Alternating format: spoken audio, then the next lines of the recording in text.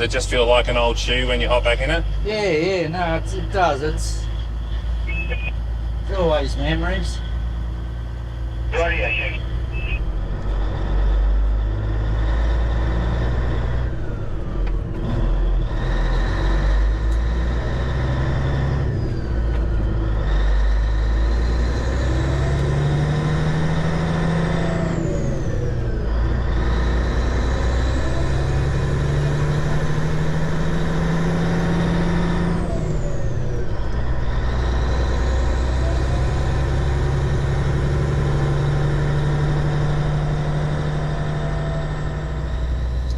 Be a few people around here who know you as you're driving this.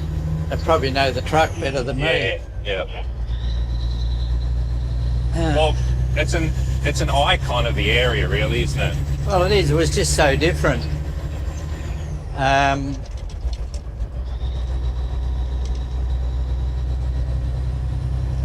Was that a conscious effort to make it different? It was at the time, because I knew what I wanted, and I waited until I could afford it. I've seen plenty in my day when I was younger that I would have liked to have spec'd up, but you wait till the dollars come, bit of hard work along the way. What is the model? What is the actual specs of this? It's a W925. It's got, at the time, Brendan, we could have had a Cat Cummins or Detroit. Yep. Motor. I opted for the Caterpillar. It's a B motor. It's the diffs. I think the diffs from new were 3.9s. I think they were, and it was only a 13 overdrive. It's now got an 18 in it, but it's still very similar. Melbourne Cup Day, I done the first trip to Sydney. Who won the race that year? Yeah, I can't remember. I know where I was just going out of Holbrook when the race was on. Yeah. At Talek in front from Rising Fear. Kiwi running on with Sea Legend. Clark's got a run, I think. At Talek's a leap and a half in front of Rising Fear. Colin Hazeman's his second cut. At Talek a half Rising Fear. What was your first load? Load of Pirelli cable. That was what I was carrying both ways. Yep. We had that work for a bit over 15 years. What do you remember of that first trip? Like, what was your feeling when you were driving that for the first time? You'd worked so hard to get into it. There's a lot of feelings. The first one that you really hoped that it was going to live up to its expectation, to what you wanted, and it did. Look, there wasn't a trip I done in this in what, I had it 7 years, and I had drivers with me. There wasn't a trip, honestly, I done that I didn't hop in and enjoy it. Yeah. Because it was different. Road beautiful. Never let you down. Never broke down. There's nothing else on the road like it, was there? Well, very few. There was a handful of trucks specced up, but like I was only saying to Guy yesterday, when I bought this in '86, these are the Alcoa wheels, which are what they call a bud wheel out of the States. All these trucks today run on the Alcoa wheels, the aluminium. Yeah. They're a different stud pattern. Yep. You could not even buy one of them for a truck then. Back in '86, you were just on your spiders and your steel rims. So it was definitely different. But I done it for a mixture of things. One, I bought it because I could afford it. Yep. And all these alloy hubs and wheels probably saved me half a tonne. And when you're running interstate, going past weigh bridges every day, you're critical to get your maximum weight on. So it all added up.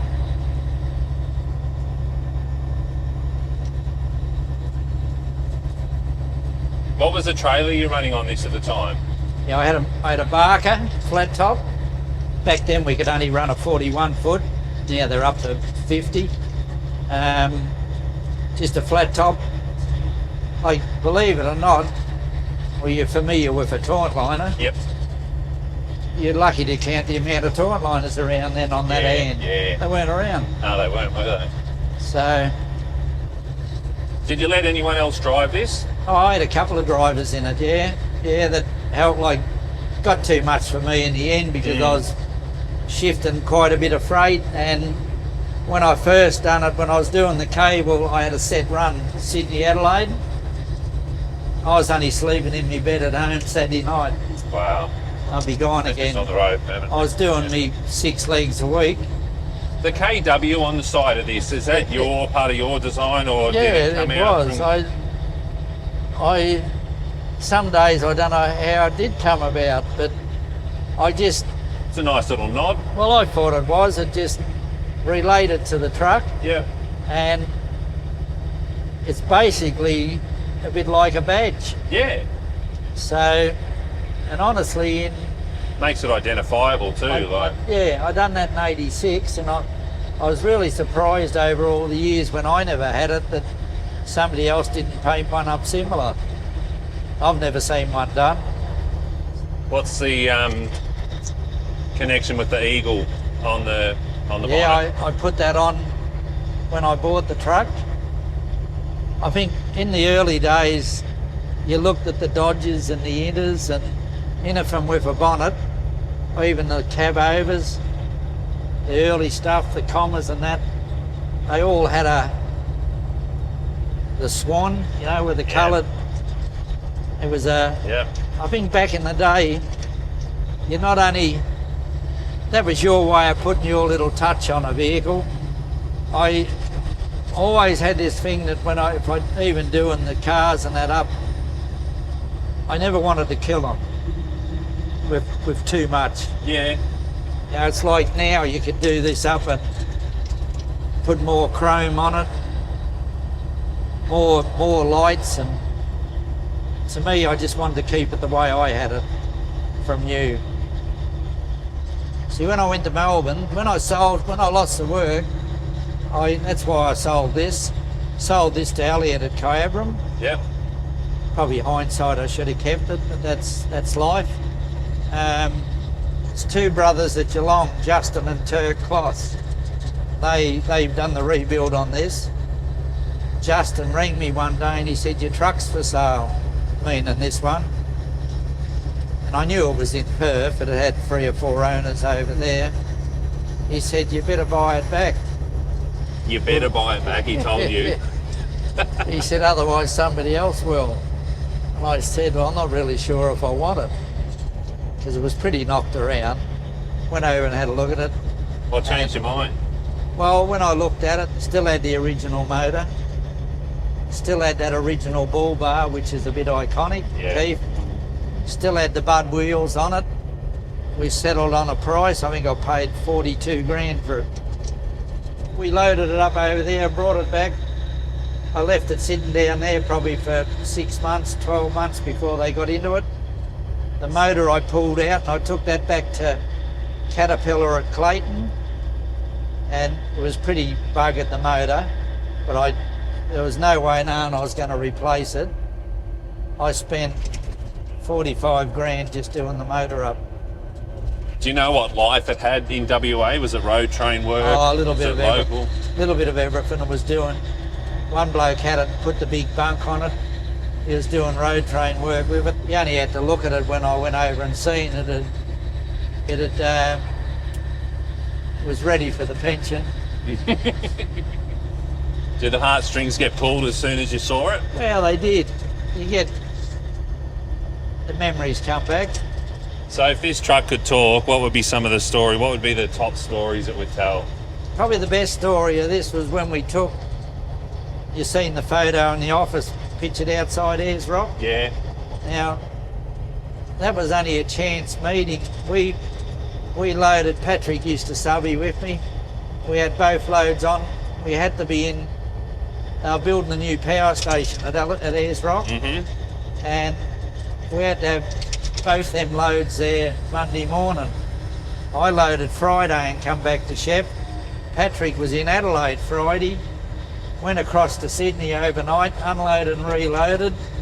And when he drove back to Mildura Saturday night, and I had another guy with me, used to work with me. 2 of us went to Mildura. When Patrick got to Mildura, put him in the bunk, and I drove his truck through to Port Augusta. were there Sunday morning, so we had plenty of time to do it. But we get there and we're waiting 7 o'clock, 8 o'clock, nobody turns up. So I got on to Pirelli and asked them what was going on. They got onto the contractor, they're having an RDO Monday morning. So Patrick said, what are we going to do now? I said, well, we're going out to the Rock. I went up there when I was 16, when I was at the tech school. Yeah. So I knew where the sunset, where the parking bay was. So I thought, now I've got to get a good photo with the truck and the Rock. So I pull into the parking bay. It was all dirt then. Yep. Now it's bitumen.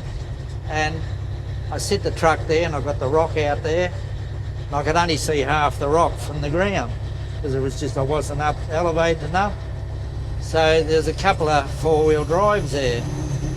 And one of them I got talking to the guy. He had an old Nissan Patrol and had the big roof rack on it, right the full length. So I told him what I wanted to do. So he brought it over and climbed up and down a couple of times, and I got him in position. I had a Mamiya camera, which was a good camera of the day. I used to cart it everywhere in the trucks. And I took the photos, and when I went back and developed them, I showed them to Pirelli. And I ended up giving them the negative. Yeah, and they developed them, and in that poster, they actually were the first to do the posters with the Pirelli cable only a stone throw away. That was that was what they run with probably 3 or 4 years. So bloody big stone. that, yeah, it's quite catchy.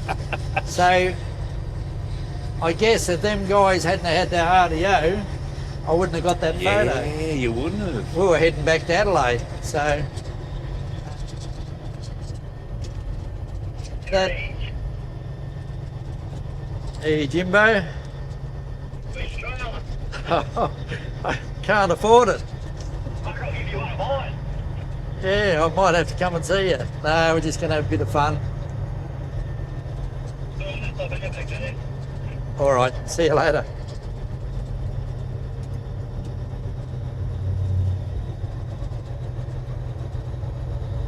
Do you get a lot of the younger generation, the younger drivers coming up and having a chat to you at the shows? Oh, you do, yeah, you do. Like I get blokes that are driving now come up to me and say, Dad knew you when you had this. Yeah. And now they're driving. You get a lot of that. And the name of the truck? The Lodge. The Katie's. Oh, the Lodge, Well, and then the Lodge Katie's is on cubby. the back. And I had that on one of my cabobs in Melbourne. The Lodge. No, it was called the White House. Well, we refer to the White House in America. Yeah. So I thought, well, they got the White House, we'll have the Lodge, which is Canberra. Of course. Katie's cubby, well, I've had that on the 909. I put it on this one. When we were living at Shepparton, we had a nice peppercorn tree out the front of the side of the house. When Katie was 4 or 5, she wanted a cubby house. That's where I had to build it. We had a good look in the tree and it was pretty rotten, so I got a guy come in from Shepparton, we pulled it down. We cut the tree down, so she was a little bit annoyed with me. So that when we decided to, when I bought this, I thought, well, thinking back to back what happened, that was where the idea come to call it Katie's Cubby, because it is a cubby. Yeah. So, and I spelled it the way a kid would have spelled it. Yeah, with the K. Yeah, no, she was pretty chuffed. Yeah.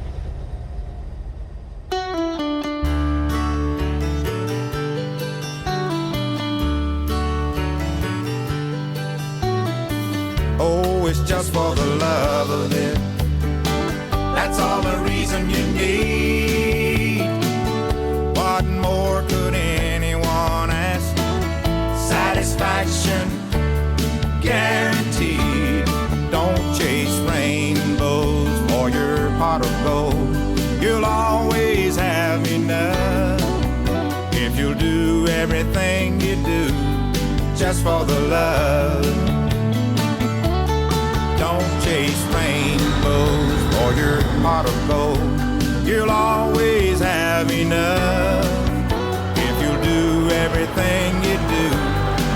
for the love.